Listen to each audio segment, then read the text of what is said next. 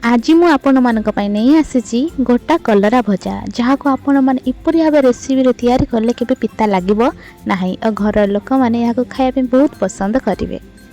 Dairy नगरी चलतु करवा।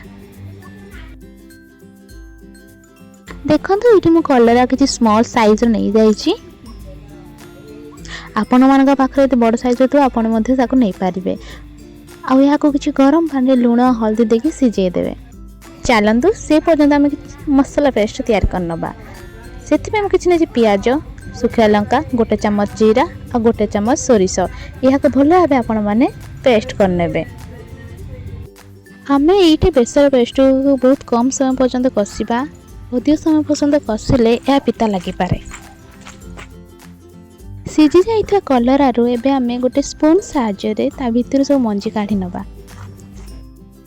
आपण मानक जदि कलरा मंजी रे कि खाइबार किसी प्रॉब्लम नहीं तो आपण माने कलरा मंजी को नेगिना मध्य करि पारे। किंतु मु इथिरे कलरा मंजी सब काढ़ी नै छी। आपण चाहिले हाथ रे मध्य याको काढ़ी पारिबे।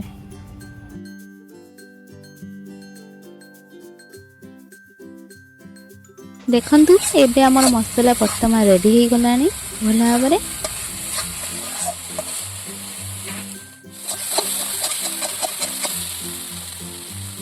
केते सुंदर भाबरे लाल कलर भाबरा मसला टी रेडी हे गलानी।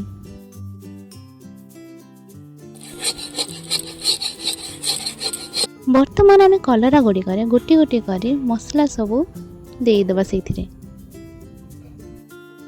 छोट छोट कलरा गुड़ी को आपण माने पखाल सहित साइड डिश भाबरे मध्य खाइ पारिबे।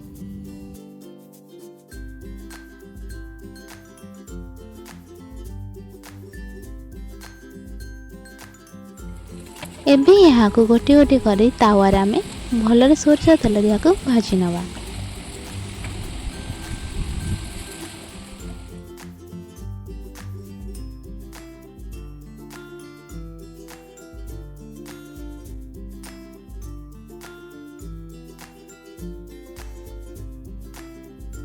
दी साइड रो आपण मान को भी सुखिला लागे तेबे आपण माने टिके सोरसा तेल देकी आउ थरे याको भलरे भाजी देबे।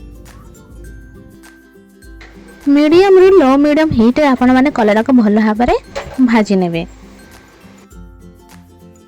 मैं या को से पर्यंत भाजी नेबा जे पर्यंत गोटे गोल्डन कलर रही न आसु।